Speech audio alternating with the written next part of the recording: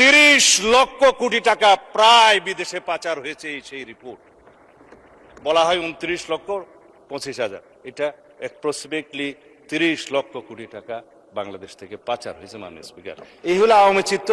আর আমরা এখানে বাহাস করতেছি কে মুক্তিযোদ্ধা কে মুক্তিযোদ্ধা না।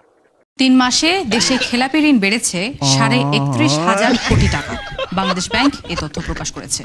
প্রতিবেদন অনুযায়ী মার্চ শেষে দেশে মোট খেলাপি ঋণের পরিমাণ 5,88,704 কোটি টাকা, যা 2025 সালের ডিসেম্বর শেষে ছিল 5,57,217 কোটি। তথ্য বলছে, মার্চ পর্যন্ত মোট বিতরণ করা ঋণের পরিমাণ ছিল 18,24,668 কোটি টাকা।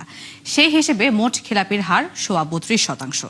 তবে রাষ্ট্রীয় ব্যাংকগুলোতে এই হার 46%, টাকার অঙ্কে যা 3 লাখ কোটির ওপরে।